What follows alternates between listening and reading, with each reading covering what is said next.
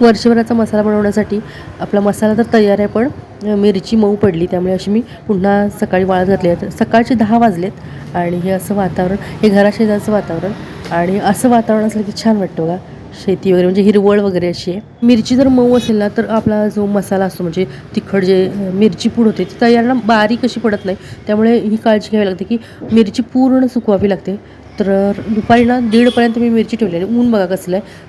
सकाळी 10 वाजले तर ऊन अगदी कडकडीत आहे. आधी मी वाळवलेलीच होती, पण ती मऊ पडली कारण पाऊस झाला 2 दिवस, त्यामुळे मऊ पडलेली.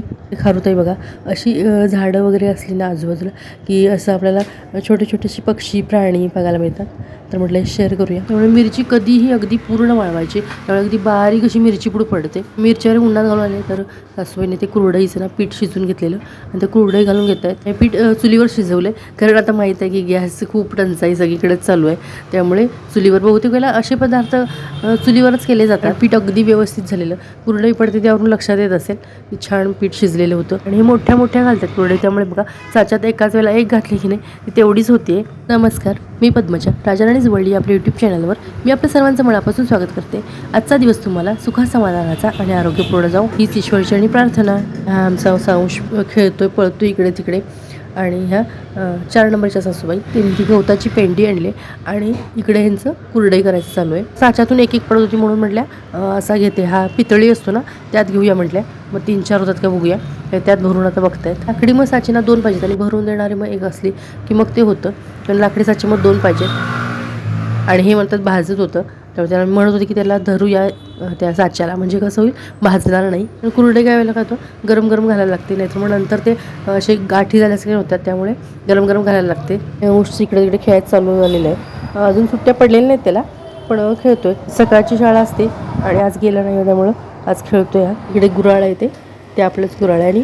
आणि इथं पेंडी घालतात, म्हणजे आता जी काढून आणली ना सासूबाईने ती इथं जनावरांना घालतात. त्या उश बघा एवढ्या उन्हातून चप्पल वगैरे काही न घालतात दिवसभर असं चालू असतं त्याचं खेळणं. प्रणव म्हणजे आम्ही इथंच राहतो ना पूर्वी, प्रणव पण असाच करायचा, चप्पल वगैरे घालायचं नाही, दिवसभर असा खेळत असायचा उन्हातून. असं घरात असलं शिक्षण की असं ते बघतोय ना मोठ्यांचं गवत कापायला जातं त्या विळायला हे करतात तसं. मी मला लक्षात आलं आधी हा काय करायला लागलाय, नंतर लक्षात हा हा असं बघून हे करायला लागलं आहे. चांगलं आहे ट्रेनिंग. आली चांगली धार आली छान. जावा आता गवत कापून या, जावा. ती बरं आणि त्यात कुठनं आलाय तो, खेळण्यात आणलाय काय, कुठं शोधून आणलास रे तो काय? तेच की कुठं घेतलास तू, हरपोड्यात ना का जत्रेला गेल्यावर? मग बंदूक मधलंय. हा डोकं चांगलं आहे. मग छोटी मुलं असतात ना ती आपल्या घरात जे काही चाललंय किंवा आजूबाजूला काय चाललंय त्याचंच अनुकरण करत असतात. तर गवत काढायच्या वेळेला असं वेळायला ना धार काढतात, तर तसा तो बघून ते काढत होता. ह्या अशा कुरड्या घातल्या आणि थोड्यानी ना मोठ्या अशा प्लेट असतात ना पातेल्यावर झाकायच्या, तर त्यावर थोड्या त्यांनी घातल्या घरात. दुपारी 1:30 नंतर जाऊन बघितलं ना स्लॅबवर, तर व्यवस्थित म्हणजे अगदी करकरीत अशी मिरची झालेली होती. ती घेऊन आली ती डंगावर. मी 2 वाजता ही मिरची डंगा घातली ना तर 4 वाजले. 1:30ला मी ती भरून घ्यायला वगैरे चालू केली, ते सगळं घेऊन येईपर्यंत 2 आणि इकडे तिकडे चालू करेपर्यंत होते. तर 2 वाजता चालू केलेलं ना त्यांनी मिरचीचं हे करायला, तर वाजले आम्हाला 4, म्हणजे 2 तास लागले एवढ्या मिरचीला. तर त्या दिनी मिरची कुठून बारीक अशी मिरची पूड करून घेतात बघा. तिकडे एक चाळण आहे, त्या चाळणीत ना ती चाळून घेतात. तर त्या आणलेले मसाले ही कोथिंबीर मी धुवून वगैरे ठेवलेली होती ना, तर ती मी नेहमी ना काय करते, आपण डंगाराला बसूनच असतो तर आलं आणि मी कोथिंबीर अशी चिरून घेते, कारण त्यांचं ते सगळं बारीक होईपर्यंत आपल्याला काही कामही नसतं.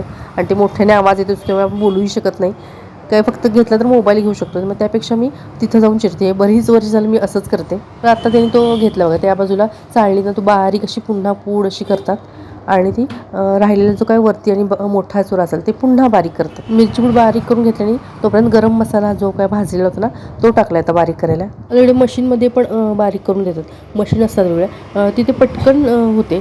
मिरची पूड आपण जर करायला गेलं ना पटकन होते मिरची पूड. तिथे खोबरं वगैरे भाजलेलं बघा, तिळ आहे, मीठ आहे आणि मीठला मी 3 पिशव्या दाखवलेलं तुम्हाला, तर ते 2 किलोच घातलं मीठ. आणि डब्यात काढण्याचं कारण सांगते, तेव्हा मी सांगितलं की डब्यात मी मसाला काढला, कारण यातूनच मग आपल्याला चटणी भरून येता येते. त्यामुळे एवढा मोठा घेतलेला मी डबा, त्यात मसाले कमी आणि डबा एवढा असा दिसत असेल. पण आता मिरची पूड सगळीच झालेली तयार, ती एकाच डब्यात मग बसते. तर इथे ना थोडीशी मिरची पूड काढली, म्हणजे त्यात मसाला वगैरे काही नाही घातलेला, फक्त मिरचीची पूड. तर ती आपल्याला कलरसाठी किंवा पनीरची भाजी म्हणा, पास्ता किंवा म्हणजे मिरची पूड ज्यात लागते, नुसती मिरची पूड, तर त्यात टाकण्यासाठी असं मी बाजूला काढून ठेवलेला आहे. आणि मग अशी मिरची पूड करायच्या आधी म्हणजे मिरची पूड केली, त्यानंतर गरम मसाला जो टाकला, त्यातला पण गरम मसाला थोडासा मी ठेवते, कारण ते इतके छान आपण भाजले, अगदी वेळ देऊन आपण भाजतो आणि इतका सुंदर झालेला असतो तो मसाला. तर तो बाहेरच्या करताना तो जर संपला तर मी घरातच करते, कधी मी बाहेरचा गरम मसाला विकत आणत नाही. अगदी चुकून संपलाच तर एखादं पाकीट, नाहीतर नाही, मी घरातच हे करत असते. किंवा असं आपण डंगावर जेव्हा करतो ना, तर त्याची चव तर अप्रतिम असते अगदी. तर त्यातला पण थोडासा मी काढून घेतलेला आहे गरम मसाला. आता त्यांनी मीठ टाकलेलं आहे बघा, इथे जवळून एकदम कॅमेरा मारला बघा. डंग त्यांनी कसं बंद केलेलं आणि पुन्हा चालू केला, आणि एका वेळेला त्या चालतायत. त्या प्रकारचा हा डंग असतो, जिथे आपला मसाला जो असतो ना, आपण मसाला बारीक करून घेतो. मीठ एकदम टाकत नाहीत, थोडं थोडं असं मीठ टाकत ना ते बारीक करतात. म्हणजे मिठामुळे कसं बारीकही होतं, तो जो मसाला आहे ना तो बारीक होण्यासाठी मग मदत होते. तर त्यांचं तेवढं होईपर्यंत बघा माझं कोथिंबीर, आणि म्हणजे 3 पेंड्या कोथिंबीर, आणि 3 पेंड्यातली थोडीशी मी ठेवली घरात, आणि आलं थोडं चिरून झालं. आणि सहज होतं तेवढ्या वेळात, कारण मिरची पूड होईपर्यंत किंवा गरम मसाला करायचा असतो. तर ते सगळं झालं, त्यांनी तीळ वगैरे इथे टाकून घेतले. तसे आपण वेगवेगळं आणायचं असतं, तर आपण मी म्हटलं ना की बाबा वेगवेगळं ठेवायचं, की तीळ आणि खसखस ती वेगवेगळी, किंवा खोबरं वेगळं. आता खोबरं टाकलं बघा, नाही वेगवेगळ्याच, कारण वेगवेगळ्या वेळेला वेगवेगळं टाकायचं, म्हणजे त्याप्रमाणे बारीक होत जातं. आणि ते तेलात हे झालं असतं आणि बारीक मग झालं नसतं. जर एकत्रच मी मसाले आणले असते तर जे काय आपण गरम मसाला बारीकसर असा करतो तो होत नाही. त्यामुळे आधी गरम मसाला म्हणजे मिरची पूड झाल्यावर गरम मसाल्याची पूड, आणि नंतर मग तीळ वगैरे किंवा मीठ, त्यानंतर मग सुकं खोबरं जे भाजलेलं होतं ते, असं क्रमाक्रमाने घालत जातात. त्यामुळे अगदी बारीक आणि चवीला बघा इतकी सुंदर होते. आता अजून आलं, लसूण, कोथिंबीर ते सगळं घालायचं आहे. आता मी आणलेली 4 किलो, त्यातली 1 किलो मी मिरची पूड काढली, आणि त्यातली 3 किलोची मी आता मसाला करते, म्हणजे तिखट, किंवा त्याला काय आपण म्हणतो मसाला म्हणजे कोल्हापुरी कांदा लसूण चटणी जी करायची आहे ती. तर आता कोथिंबीर, लसूण आणि आलं ते टाकून बारीक केलं, आणि त्यानंतर मग आपण जो काही कांदा भाजलेला आहे, कांदा भाजून आणलेला आहे, तो कांदा घालणार. तेलाची किटली पण इथं दिसत असेल बघा. कांदा छोट्या डब्यात मोतो, त्यामुळे होतं, कारण आपण भाजल्यावर तो अगदीच छोट्या डब्यात बसतो.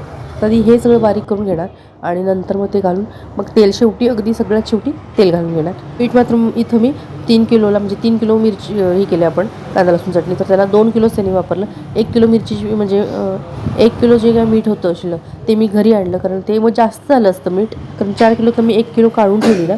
4 किलोची करायची झाली असते तर मग 3 किलो लागले असते. आता सगळं कांदा वगैरे घालून सगळं बारीक केलं बघा, आणि हाताने बघा, ते नेहमी हाताने अशी चोळत असतात. आणि हे तेल घालतायत. ओला मसाला वापरलेला आहे, पण ओला मसाला वापरताना किती खबरदारी घेतलेली बघा. कोथिंबीर जरी धुवून हे केलेली असली तरी ती पुन्हा अगदी कॉटनच्या कपड्यात गुंडाळून ठेवलेली होती रात्रभर, आणि आत्ता मी मगाशी बघा ती चिरली. आलं पण धुवून ते व्यवस्थित वाळून घेतलं. तसंच तेल जे घातलेलं आहे ते पण अगदी कडकडीत, अगदी म्हणजे अगदी वाफा येईपर्यंत उकळलेलं आहे. त्यामुळे यातल्या कुठल्याही पदार्थामुळे आपली चटणी हे होत नाही. आपण लोणच्याला घालतोच की, लोणचं आपलं वर्षभर असतंच कडकडीत असं हे करतो, आणि गार करून तेल घालतो. तसंच इथं ही प्रक्रिया, की कडकडीत तेल करायचं आणि मग गार झाल्यावर ते आपण त्यात वापरायचं असतं. आता त्या बंद केलेल्या आहे डंग, आणि त्या चोळून अशा हाताने चोळून अशी ती घेतली चटणी, आणि ती आपल्याला डब्यात अशी भरून देतात. हे मसाला एकमेकात सगळा असा मुरतो.